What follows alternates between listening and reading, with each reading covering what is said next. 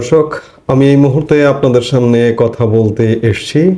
সংখ্যালঘু সম্প্রদায় আগের চেয়ে বেশি নিরাপত্তা পাচ্ছে বলছে ভয়েস অফ আমেরিকার জরিপ।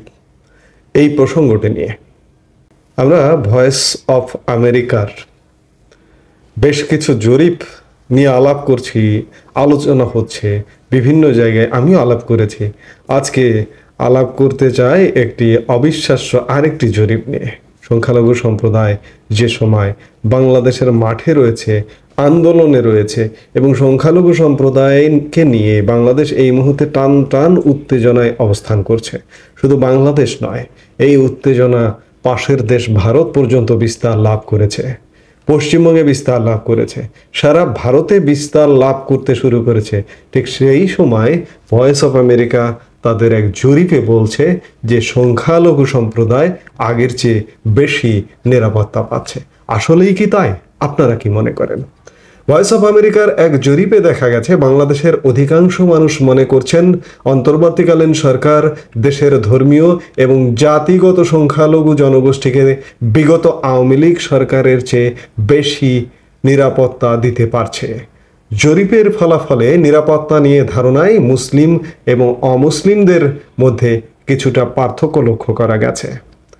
অক্টোবর মাসের শেষের দিকে পরিচালিত এই জরিপে দেখা গেছে 64.1% উত্তরদাতা মনে করেন আওয়ামী লীগ সরকারের আমলের তুলনায় অন্তর্বর্তীকালীন সরকার ধর্মীয় এবং জাতিগত সংখ্যালঘু জনগোষ্ঠীকে বেশি নিরাপত্তা দিচ্ছে।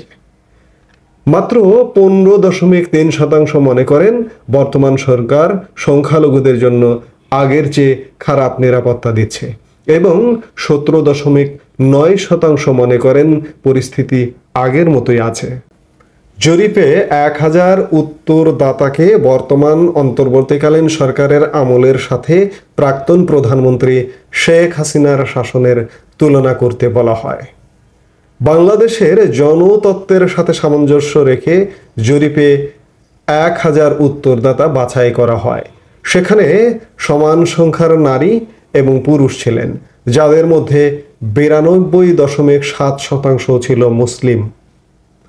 উত্তরদাতাদের অর্ধেকের একটু বেশি ছিল 34 বছর বয়সের নিচে এবং প্রায় 1/4 শহুরে মানুষ। জরিপ বলছে যে পরিস্থিতির অবনতির পর উন্নতি। কিভাবে উন্নতি সেটি একটু আমরা দেখি। জরিপ কি বলছে? বাংলাদেশ 5 আগস্ট আওয়ামী লীগ সরকার পতনের পর বিভিন্ন গোষ্ঠীর মধ্যে যে প্রতিশোধ প্রবণতা দেখা যায় তার বড় এক ধাক্কা গিয়ে পড়ে দেশের ধর্মীয় সংখ্যালঘু, বিশেষ করে সনাতনী ধর্মাবলম্বী বা হিন্দুদের উপর। দেশের বিভিন্ন স্থানে সংখ্যালঘুদের বাড়িঘর, ব্যবসা এবং ধর্মীয় স্থাপনাগুলোতে ভাঙচুর, অগ্নিসংযোগের ঘটনা ঘটে। তবে জরিপের ফলাফলে নিরাপত্তা নিয়ে ধারণায় মুসলিম এবং অমুসলিমদের কিছুটা তফাৎ লক্ষ্য করা গেছে। মুসলিম উত্তরদাতাদের মধ্যে মাত্র 13.9% মনে করেন বর্তমান পরিস্থিতি আগের থেকে খারাপ, কিন্তু ধর্মীয় সংখ্যালঘু উত্তরদাতাদের 33.9% মনে করেন তাদের নিরাপত্তার ক্ষেত্রে অন্তর্বর্তী সরকার বিগত আওয়ামী লীগ সরকারের চেয়ে খারাপ করছে। এই সময়টিতে বিশেষ করে গত কয়েকদিন, গত এক সপ্তাহ যাবৎ সংখ্যালঘু নিয়ে খুব বেশি চর্চা হচ্ছে বাংলাদেশে। আমি খানিক আগে শুরুতে যেটি বলছিলাম যে ভারত পর্যন্ত বিস্তার লাভ করেছে, পশ্চিমবঙ্গে এবং দিল্লিতে, এবং এটি সারা ভারতে ছড়িয়ে যাবে এভাবে চললে খুব শীঘ্রই। শুধু ভারত নয়, সারা পৃথিবীতে ছড়িয়ে যাচ্ছে যে সংখ্যালঘুদের উপর বাংলাদেশে নির্যাতন হচ্ছে। সংখ্যালঘু নির্যাতন নিয়ে ডোনাল্ড ট্রাম্প, নবনির্বাচিত প্রেসিডেন্ট ডোনাল্ড ট্রাম্প তার প্রেসিডেন্ট নির্বাচনের 6 দিন আগে এক টুইট বার্তায় টুইট পর্যন্ত করেছেন। সে জায়গায় ভয়েস অফ আমেরিকা জরিপে বলছে যে সংখ্যালঘুরা আগের চেয়ে, বিশেষ করে আওয়ামী লীগ সরকারের আমলের চেয়ে বর্তমান সরকারের সময় বেশি নিরাপত্তা পাচ্ছে। এই জরিপের সাথে আমরা আসলে কেউ একমত হতে পারছি না। কারণ হচ্ছে যে সংখ্যালঘুরা যদি এত নিরাপত্তাই পেত, তাহলে আজকে সংখ্যালঘুরা সংঘবদ্ধভাবে রাস্তায় নেমেছে কেন? একজোট হয়ে রাস্তায় নেমেছে কেন? সংখ্যালঘুরা জেগেছে কেন? সংখ্যালঘুদের ওপর নির্যাতন এটি দীর্ঘদিনের সমস্যা বাংলাদেশের। কারণ বাংলাদেশে এই বাংলাদেশ বলতে এক সময়ের পূর্ব পাকিস্তানের সংখ্যালঘু সম্প্রদায় প্রায় 28 থেকে 30% ছিল, সেখানে আজকে এই ভূখণ্ডের 7%। কেন? সংখ্যালঘুরা দেশ ছেড়ে চলে গেছে, অত্যাচার নির্যাতন সহ্য না করতে চলে গেছে। এটি আজকের সমস্যা না, এটি দীর্ঘদিনের সমস্যা। কিন্তু আজকে আবার আওয়ামী লীগ সরকার পতনের পরে এই সমস্যাটি নতুন করে মাথাচাড়া দিয়ে উঠেছে। সংখ্যালঘু নির্যাতন নিয়ে বর্তমান সরকার এক প্রকার পুরোপুরি অস্বীকার করে চলেছে। কারণ অন্তর্বর্তীকালীন সরকারের প্রধান উপদেষ্টা প্রফেসর ইউনূস তার একাধিক বক্তব্যে বলেছেন যে বাংলাদেশে সংখ্যালঘুরা ভালো আছে, সংখ্যালঘুদের উপর নির্যাতন হচ্ছে না, এবং নির্যাতন যেটি হচ্ছে সেটি রাজনৈতিক কারণে। রাষ্ট্রের একজন সরকার প্রধান উপদেষ্টা তার মুখ থেকে এমন বক্তব্য আমি অন্ততপক্ষে প্রত্যাশা করি না।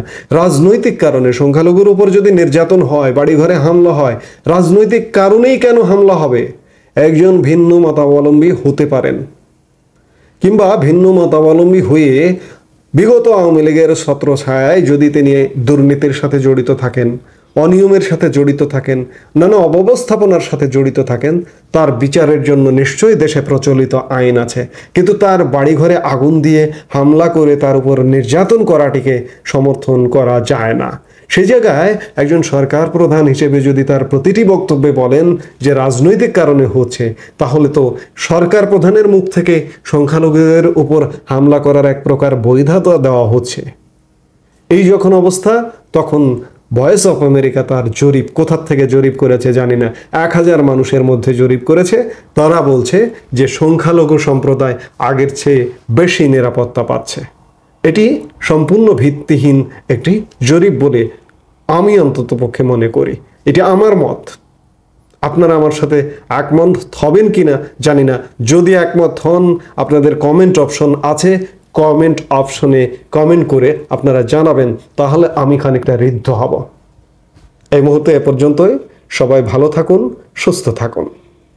আমাদের ভিডিওগুলো নিয়মিত পেতে সাবস্ক্রাইব করুন Sajjad Kadir and the legends YouTube channel, এবং লাইক, কমেন্ট, শেয়ার করে সাথে থাকুন।